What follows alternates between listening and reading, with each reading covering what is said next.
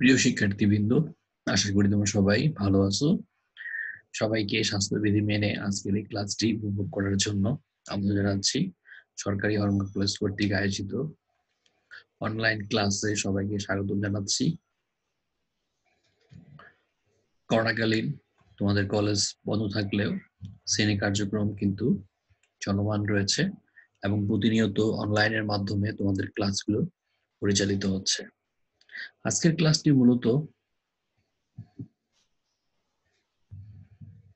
যে বিষয় নিয়ে আলোচনা করা হবে সেই বিষয়ে আলোচনা করার পূর্বে তোমাদের মাঝে একটি ছবি দেখানো হচ্ছে এবং এই ছবিটি দেখিয়ে তোমাদের বলতে হবে আজকের পাঠদানের বিষয় কি হতে পারে। আমরা দেখতে পাচ্ছি এখানে কিছু ইলেকট্রনিক ডিভাইস, তবে নেটওয়ার্ক ডিভাইসের যেগুলো ব্যবহার করা হয় তার মধ্যে রয়েছে modem, NIC, network interface card, তারপর হচ্ছে রিপিটার, এরপর হচ্ছে হাব, তারপর হচ্ছে সুইচ, এরপর হচ্ছে রাউটার, তারপর হচ্ছে ব্রিজ, এরপর হচ্ছে গেটওয়ে। এই যে ডিভাইসগুলো আমরা দেখতে পাচ্ছি এটি মূলত নেটওয়ার্ক ডিভাইস। তো এই নেটওয়ার্ক ডিভাইস হচ্ছে আমাদের আজকে আলোচনার মূল বিষয়। নেটওয়ার্ক ডিভাইস নিয়ে আলোচনা করা হবে আর এই ক্লাসটি তোমাদের মাঝে উপস্থাপন করব আমি মোহাম্মদ মামুনুর রশিদ, লেকচারার ম্যানেজমেন্ট, সরকারি হরঙ্গা কলেজ, মুন্সিগঞ্জ। এই অধ্যায়টি একাদশ দ্বাদশ শ্রেণীর তথ্য ও যোগাযোগ প্রযুক্তি যে কোর্স যে সাবজেক্টটি রয়েছে সেই সাবজেক্টের দ্বিতীয় অধ্যায় নেটওয়ার্ক কমিউনিকেশন সিস্টেম, সেই অধ্যায়েরই একটি গুরুত্বপূর্ণ অংশ। ইতিমধ্যে আমরা এই অধ্যায়ের অনেকগুলো ক্লাস নিয়েছি, তার ধারাবাহিকতায় আজকে আরেকটি ক্লাস নেওয়া হচ্ছে। তো আজকের আলোচনার যে মূল বিষয় সেটি হচ্ছে নেটওয়ার্ক ডিভাইস। নেটওয়ার্ক ডিভাইস বলতে কি বোঝায়? সকল নেটওয়ার্ক কতগুলো মৌলিক উপাদান দ্বারা তৈরি। নেটওয়ার্কের মধ্যে আন্তঃসংযোগের জন্য, অর্থাৎ একটি ডিভাইসের সাথে আরেকটি ডিভাইসের আন্তঃসংযোগের জন্য modem, hub, router, gateway, switch, network interface card যেটাকে এনআইসি বলা হয় ইত্যাদি ডিভাইসের সাথে গ্যালভানিক কেবল যেমন বহুল ব্যবহৃত ক্যাটস কেবল, মাইক্রো ওয়ার্ক লিঙ্ক বা অপটিক্যাল ফাইবার কেবল প্রভৃতি প্রয়োজন হয়। অর্থাৎ যেই নেটওয়ার্ক ডিভাইসগুলো রয়েছে একটি ডিভাইসের সাথে আরেকটি ডিভাইসের ইন্টারকানেক্টের জন্য এই ডিভাইসগুলো ব্যবহার হয়ে থাকে। এটা আমরা দেখতে পাচ্ছি, এটি হচ্ছে মডেম। তোমরা দেখতে পাচ্ছ যে এটা অনেকটা পেন ড্রাইভের মতো ইউএসবি পোর্ট থাকে, এটা ব্যবহার করে ইন্টারনেট ব্যবহার করা যায় এবং এই মডেমের মাধ্যমে তথ্য আদান প্রদান করা সম্ভব হয়। তারপর হচ্ছে হাব, এটা একটা কানেক্টর ডিভাইস। হাবের সাথে বিভিন্ন কম্পিউটার বা ল্যাপটপ এগুলো সংযুক্ত থাকে। তারপর হচ্ছে সুইচ, সুইচ আর হাব, এরপর হচ্ছে router, repeater, gateway, NIC card. এবার এই সম্পর্কে বিস্তারিত আলোচনা করা হবে। মডেম হচ্ছে একটি ইলেকট্রনিক ডিভাইস যা কম্পিউটারের তথ্যকে আরেক কম্পিউটার টেলিফোন লাইনের মাধ্যমে পৌঁছে দেয়। মডেম শব্দটি মডুলেটর ও ডিমডুলেটর এর সংক্ষিপ্ত রূপ, অর্থাৎ মডুলেটরের মো আর ডিমডুলেটরের ড্যাম নিয়ে মডেম শব্দটি গঠিত হয়েছে। নেটওয়ার্কিং এ তথ্যাবলী আদান প্রদানের ক্ষেত্রে মডেম গুরুত্বপূর্ণ ভূমিকা পালন করে। মডুলেটর এর কাজ হচ্ছে ডিজিটাল সিগন্যালকে অ্যানালগ সিগন্যালে রূপান্তর করা, আর ডিমডুলেটরের কাজ হচ্ছে অ্যানালগ সিগন্যালকে ডিজিটাল সিগন্যালে রূপান্তর করা। আমরা একটি চিত্র দেখতে পাচ্ছি।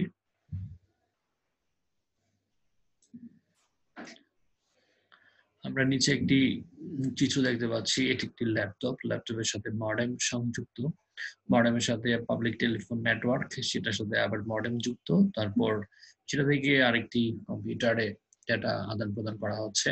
তাহলে এই যে আমরা দেখতে পাচ্ছি এখানে মডেম শব্দটি দুটি শব্দের সংমিশ্রণে গঠিত হয়েছে, একটি হচ্ছে মডুলেটর আর একটি হচ্ছে ডি মডুলেটর। মডুলেটরের কাজ হচ্ছে ডিজিটাল সিগন্যালকে অ্যানালগ সিগন্যালে রূপান্তর করা। আমরা এখানে কম্পিউটার দেখতে পাচ্ছি, কম্পিউটারের সাথে যে সিগন্যালটা দেখতে পাচ্ছি এটি মূলত ডিজিটাল সিগন্যাল।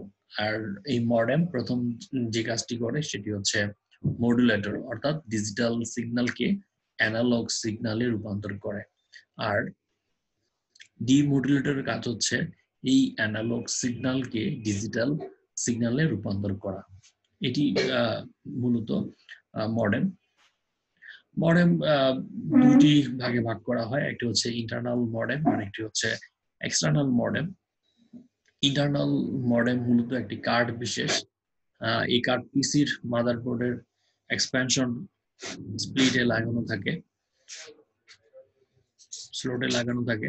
আর এক্সটার্নাল মডেম, যে মডেম কেবলের সাহায্যে কম্পিউটারের কমিউনিকেশন এর সাথে বাইরের দিকে সংযুক্ত করা হয় তাকে এক্সটার্নাল মডেম বলে। এরপর হচ্ছে হাব। হাব হচ্ছে আমরা একটু খেয়াল করি যে চিত্রটি, সেটি হচ্ছে একটি নেটওয়ার্ক ডিভাইসের সময় সাধারণ কানেকশন পয়েন্ট, দুইয়ের অধিক পোর্ট যুক্ত রিপিটারকে হাব বলে। এখানে আমরা দেখতে পাচ্ছি একের অধিক পোর্ট রয়েছে, তো দুইয়ের অধিক যদি পোর্ট থাকে এমন রিপিটারকে হাব বলা হয়। হাবের মাধ্যমে কম্পিউটার সমূহ পরস্পরের সাথে যুক্ত থাকে। কম্পিউটারের সংযোগ সংখ্যার উপর হাবের ক্ষমতা নির্ভর করে। সাধারণত ল্যান যেই সেগমেন্ট গুলো রয়েছে কানেক্ট করার জন্য সাধারণভাবে ব্যবহৃত হয়। হাবের অনেকগুলো পোর্ট থাকে, আমরা একটু খেয়াল করি যদি দেখি তাহলে এখানে অনেকগুলো পোর্ট রয়েছে। আর হাব মূলত স্টার টপোলজির ক্ষেত্রে হাব ব্যবহৃত হয়। হাবকে দুই ভাগে ভাগ করা হয়, একটি হচ্ছে সক্রিয় হাব, অ্যাক্টিভ হাব, আর একটি হচ্ছে নিষ্ক্রিয় হাব। সক্রিয় হাব, অ্যাক্টিভ হাব, এই ধরনের হাব সংকেতের মানকে বৃদ্ধি করে এবং মূল সংকেত থেকে অপ্রয়োজনীয় সংকেত বাদ দিয়ে প্রয়োজনীয় সংকেত প্রেরণ করে, এটা হচ্ছে অ্যাক্টিভ হাব। আর প্যাসিভ হাব যেটি নিষ্ক্রিয়, এই ধরনের হাব কম্পিউটার সমূহের মধ্যে কেবলমাত্র তথ্য আদান প্রদান করে, এটি সংকেতের মান বৃদ্ধি করে না। এখানে যেমন সংকেতের মান বৃদ্ধি করে এবং অপ্রয়োজনীয় সংকেত বাদ দিয়ে দেয়, নিষ্ক্রিয়ভাবে এই মান বৃদ্ধি করে না। হাবের সুবিধা হচ্ছে দাম কম, বিভিন্ন মিডিয়ামকে সংযুক্ত করতে পারে। অসুবিধা হচ্ছে নেটওয়ার্ক ট্রাফিক বৃদ্ধি পায়, ডেটা আদান প্রদানের বাধার সম্ভাবনা থাকে, ডেটা ফিল্টারিং সম্ভব হয় না। তারপর হচ্ছে সুইচ। সুইচ একটি নেটওয়ার্ক ডিভাইস যা নেটওয়ার্কের মধ্যে সার্ভার, ওয়ার্কস্টেশন এবং বিভিন্ন পেরিফেরিয়াল ডিভাইসের মধ্যে সংযোগ প্রদানকারী প্রধান ডিভাইস হিসেবে ব্যবহৃত হয়। হাব আর সুইচ এই দুটির মধ্যে পার্থক্য হলো সুইচ প্রেরক প্রান্ত থেকে প্রাপ্ত ডেটা প্রাপক কম্পিউটারকে সুনির্দিষ্ট পোর্টটিতে পাঠাতে পারে। আমরা যদি একটু খেয়াল করি, সুইচ যে কাজটি করে, এই প্রাপক থেকে প্রাপ্ত তথ্য প্রাপক কম্পিউটারে সুনির্দিষ্ট পোর্টকে, অর্থাৎ যাকে পাঠাতে চায় শুধু সেই পাবে, অন্য কোনো পোর্ট পাবে না। কিন্তু হাব ওই ডাটা সিগনালে প্রাপক কম্পিউটার গুলোর সবগুলো পোর্টে পাঠায়। অর্থাৎ মেন যে পার্থক্য সেটি হচ্ছে সুইচ সুনির্দিষ্ট পোর্টে পাঠায় আর হাব হচ্ছে সবগুলো পোর্টে পাঠায়, সবাই পাবে। এটি হচ্ছে সুইচ এবং হাবের মধ্যে পার্থক্য।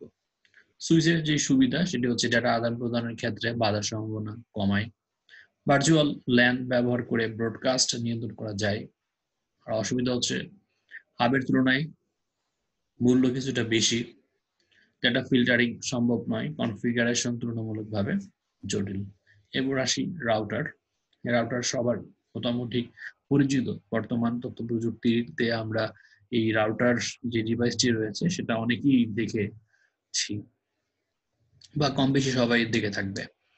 রাউটার এটা একটি বুদ্ধিমান ইন্টার নেটওয়ার্ক কানেক্টিভিটি ডিভাইস যা লজিক্যাল অ্যাড্রেস ব্যবহার করে দুই বা ততোধিক নেটওয়ার্ক সেগমেন্টের মধ্যে ডেটা আদান প্রদানের ব্যবস্থা করে। রাউটার বিভিন্ন কমিউনিকেশন নেটওয়ার্কের মধ্যে ডেটা আদান প্রদান করে। এটি এক নেটওয়ার্ক থেকে অন্য নেটওয়ার্কে ডেটা স্থানান্তর করে। ডেটা উৎস ও গন্তব্যের উপর ভিত্তি করে রাউটারের ডেটা স্থানান্তরের জন্য সহজ, নিরাপদ এবং কম দূরত্বের পথটি বেছে নেয়।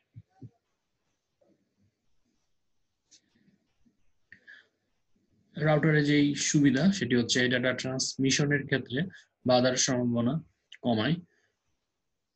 ডেটা ফিল্টারিং সম্ভব হয়। বিভিন্ন ধরনের নেটওয়ার্ক যেমন ইন্টারনেট, ইথারনেট, টোকেন, রিং ইত্যাদি সংযুক্ত করতে পারে। অসুবিধা হলো দাম একটু বেশি, রাউটার একই প্রোটোকল নেটওয়ার্ক ছাড়া সংযুক্ত হতে পারে না, কনফিগারেশন তুলনামূলক জটিল, ধীরগতি সম্পন্ন। এরপর হচ্ছে গেটওয়ে। গেটওয়ে ব্যবহার করে নেটওয়ার্ক সম্প্রসারণের কাজ করা হয়। গেটওয়ে একটি নেটওয়ার্ককে আরেকটি নেটওয়ার্কের সাথে সংযুক্ত করে। অর্থাৎ এখানে একটি ডিভাইসের সাথে আরেকটি ডিভাইস না, একটি নেটওয়ার্কের সাথে আরেকটি নেটওয়ার্ক সংযুক্ত করে। এটি একটি নেটওয়ার্ক কানেক্টিভিটি ডিভাইস যা বিভিন্ন কমিউনিকেশন প্রোটোকল ট্রান্সলেট করে, অর্থাৎ এক প্রোটোকলকে অন্য আরেক প্রোটোকলের সাথে সংযুক্ত করে। গেটওয়ের সুবিধা ডেটা ট্রান্সমিশনের ক্ষেত্রে বাধার সম্ভাবনা কম থাকে বা কম হয়, বিভিন্ন প্রোটোকল বিশিষ্ট নেটওয়ার্ক সংযুক্ত করতে পারে। আর অসুবিধা হচ্ছে এটি ধীরগতি সম্পন্ন, অন্যান্য ডিভাইসের চেয়ে ব্যয়বহুল, কনফিগারেশন তুলনামূলক জটিল। এটি এরপর হচ্ছে নেটওয়ার্ক ইন্টারফেস কার্ড, এনআইসি, যেটিকে সংক্ষেপে বলা হয়। এনআইসি এর পূর্ণরূপ হচ্ছে নেটওয়ার্ক ইন্টারফেস কার্ড। কম্পিউটারকে নেটওয়ার্ক ভুক্ত করার জন্য যে ইন্টারফেস কার্ড ব্যবহার করা হয় তাকে নেটওয়ার্ক ইন্টারফেস কার্ড বলে। এই কার্ডকে ল্যান কার্ড বা নেটওয়ার্ক অ্যাডাপ্টার কার্ডও বলে। ল্যান কার্ড আমরা সবচেয়ে বেশি এই জেনে থাকি। ল্যান কার্ড, এই ল্যান কার্ডটি হচ্ছে এনআইসি কার্ড, এটাকে অ্যাডাপ্টার কার্ডও বলে। এটি ব্যবহারকারীকে একে অপরের সাথে কেবল অথবা ওয়্যারলেসের মাধ্যমে সংযুক্ত হতে পারে, সংযুক্ত হতে সাহায্য করে। এই কার্ড মাদারবোর্ডের বিভিন্ন আকৃতির স্লটের মধ্যে বসানো থাকে। অধিকাংশ এনআইসি কার্ড কম্পিউটারের মধ্যে বিল্ট ইন থাকে, আবার কিছু কিছু ক্ষেত্রে এটা বিল্ট ইন থাকে না, বাইরে থেকে সংযুক্ত করে নিতে হয়। এছাড়া যেই দায়িত্বগুলো পালন করে থাকে, ডাটা কেবল কম্পিউটারের মধ্যে সংযোগ স্থাপন করে থাকে। ডিজিটাল ডাটা সিগন্যালকে লজিক্যাল আকারে, অর্থাৎ 0 ও 1 ও 0 আকারে কেবলের মধ্য দিয়ে আদান প্রদান করা হয়। নেটওয়ার্ক ড্রাইভার থেকে তথ্য গ্রহণ করা এবং ড্রাইভারের প্রদত্ত নির্দেশাবলী ইনস্ট্রাক্টর পালন করা। কম্পিউটার নেটওয়ার্কের কাজ। কম্পিউটার নেটওয়ার্কের সাহায্যে খুব সহজে বিশ্বের এক স্থান হতে অন্য স্থানে ডেটা বা সংবাদ পাঠানো যায়। এতে সময়ের অপচয় কম হয় এবং খরচও কম লাগে। প্রয়োজনে তথ্যসমূহ সংরক্ষণ করে রাখা যায় এবং সময় মতো গ্রাহকের নিকট পাঠানো যায়। এটা হচ্ছে কম্পিউটার নেটওয়ার্কের কাজ। কম্পিউটার নেটওয়ার্কের সাহায্যে ঘরে বসে দূর দূরান্তের ডাক্তারদের সাথে যোগাযোগ করা যায়। তোমাদের পার্ট বি না, মানে সৃজনশীল প্রশ্নের মধ্যে খ নাম্বার অনুধাবনমূলক প্রশ্নতে আসতে পারে কম্পিউটার নেটওয়ার্কের কাজ কি। তখন তোমরা এই প্রশ্ন যদি শিখতে পারো তাহলে সহজে অ্যান্সার করতে পারবে। ছাত্রছাত্রীরা কলেজ বা বিশ্ববিদ্যালয়ে না গিয়েও যে কোনো ক্লাসে অংশগ্রহণ করতে পারে এবং প্রশ্ন উত্তরের মাধ্যমে শিক্ষকের কাছ থেকে যে কোনো সমস্যার সমাধান নিতে পারে। ঘরে বসে ক্রেতা কেনাকাটা করতে পারেন। ব্যক্তিগত বা সমষ্টিগতভাবে বুলেটিন বোর্ড গঠন করা যায়। সর্বশেষ হলো ইমেল প্রেরণ বা গ্রহণ করা যায়। এটি হচ্ছে কম্পিউটার নেটওয়ার্কের কাজ। তো আজ মূলত কম্পিউটার নেটওয়ার্কের যে ডিভাইসগুলো সেটি আলোচনা করা হলো।